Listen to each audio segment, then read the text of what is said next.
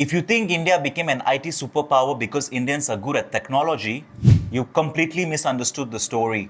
In February 2026, the Indian IT sector lost $24 billion in a single month, the worst crash in 20 years. What caused it? A software update.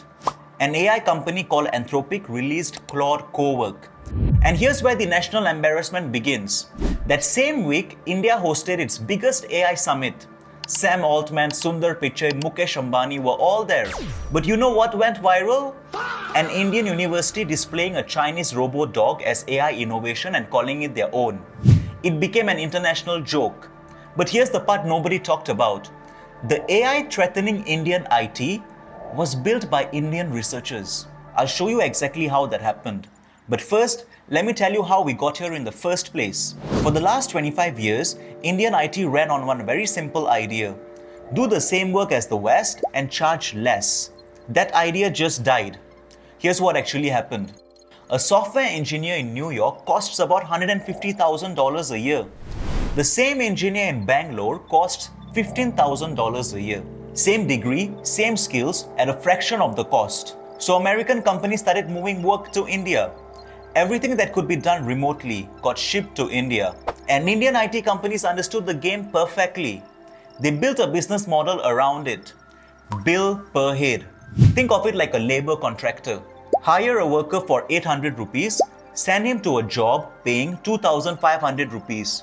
Keep the difference. That's Indian IT. Just replace workers with engineers and construction sites with American companies. But here's what you need to understand. The whole time, India was not building technology. We were executing technology someone else built. You know how you can tell? Look at the products. Where's India's version of Google? Where's our AWS, our Facebook, our Instagram? Show me the platforms the world depends on that came from India. They don't exist. And this wasn't some accident. This was the strategy. Why take the risk of building products when you're making predictable money from services? Why invest in research when clients just want the work done cheaper? And you want to know what happened to all the money generated over the years? Between 2020 and 2025, the top IT companies in India paid out over $50 billion to shareholders. Most of their profit went straight back to investors, not into research and development. Less than 2% of revenue went to R&D. For context, American tech companies spent 15 to 20% on R&D. Sometimes more. But you know what? For 25 years, this worked beautifully. The money was great. Jobs kept growing. Bangalore used to be a retirement city. Now it's India's Silicon Valley. The middle class expanded. Bangalore itself expanded. Every family had the same dream. Engineering, IT job, stable life. My son works in IT, became the gold standard of bragging rights for Indian parents at family functions. And then something changed. Clients were not asking the same questions anymore. It used to be, how do we do this cheaper? Now the question is different. Why are we paying for people when AI can do this for the cost of electricity? Let me show you what I mean. Let's say a company in the US wants to build a mobile app. Before, they would call TCS or Infosys.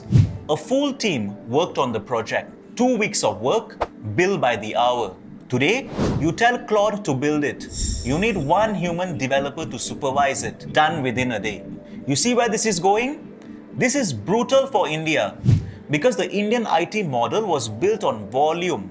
Hire thousands of fresh graduates, train them just enough to handle repetitive tasks, keep costs low by keeping skills basic.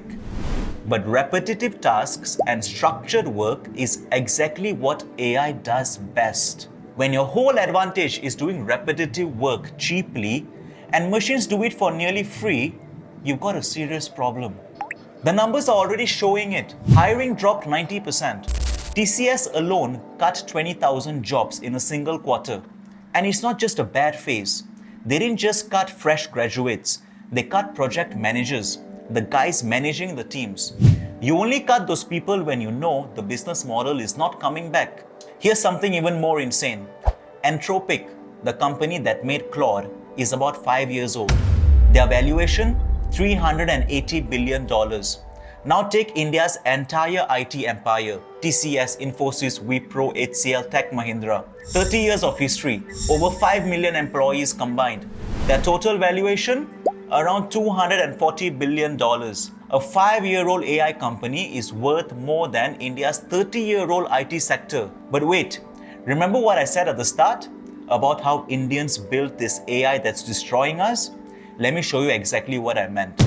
There's this research paper from 2017. Attention is all you need. It's the most important AI paper of the last decade. This paper is the foundation of everything. ChatGPT, Claude, Gemini, all of it is built on what this paper discovered. And two of the lead researchers were of Indian origin.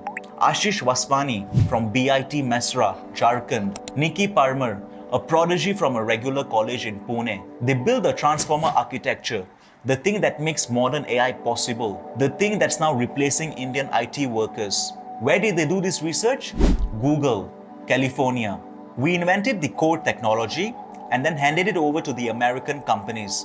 India's best tech talent is not building in India anyway. Among top IIT rankers, a majority end up working abroad. Forbes listed the world's top 50 AI companies and 6 have Indian origin founders.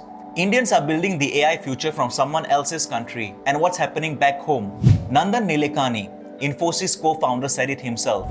Let the big players in Silicon Valley build these models. We'll use them. After 30 years, after becoming a $250 billion industry, the strategy is still the same. We won't build a foundation. We'll just use what Americans built. The contractor mindset never changed. But you know what? These are board-level problems. CEOs and shareholders will be just fine. The real damage is somewhere else. Entry-level salaries haven't really moved much, but the cost of living, especially rent, has gone up much faster. Everything got more expensive, except IT salaries. And it's not just IT jobs at stake. Think about what IT built. Bangalore's tech corridors, Gurgaon Cyber Hub.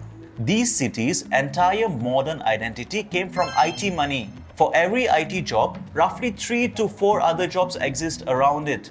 Security guards, cab drivers, food delivery, PG owners, tiffin services. 5 million IT workers support maybe 20 million or more livelihoods. It's an ecosystem. We built an economy on being the cheap cognitive labor options. We celebrated it. We even called it a tech revolution. But it wasn't tech. It was labor arbitrage. So what happens next? The old formula is dead. What matters now is whether you can do work that cannot be automated. Work that needs judgment and thinking, not just implementation. However, everything we built, the colleges, the training programs, was designed for the opposite. But this is not the end of the story. You probably never heard of GCCs, Global Capability Centers. Google's largest R&D center outside the US is in India. JP Morgan's biggest operation hub is in India. This is actual research work, not outsourcing. They hire differently though. Fewer people, higher standards, better pay. But getting in is harder. And remember that AI Summit? Same week, same venue, an Indian AI company called Sarvam AI launched proper AI models built in India for Indian languages. Nobody talked about it. Earlier, the question was whether you could do the task. Now the question is whether you can see what the problem is. Can you decide what needs to be built and how it should be done? There are some things that AI cannot automate, like sitting with the client and helping them figure out what needs to be done. The strategy, decision making, and sales is still human driven. So what do you think? Is this just an IT problem or something deeper in how India operates? Let me know your thoughts in the comments below. But once you start looking at it this way, the IT story doesn't really feel that unique anymore. The same pattern shows up in other parts of India too. We look at an outcome and then we assume we understand the reason behind it. But when you break it down, the reason is usually something else. Take something like civic sense, for example. Most people think Indians don't have civic sense because we don't care about cleanliness. But our houses are spotless and streets are a dump. Why? I've broken that down in another video. You can watch that next.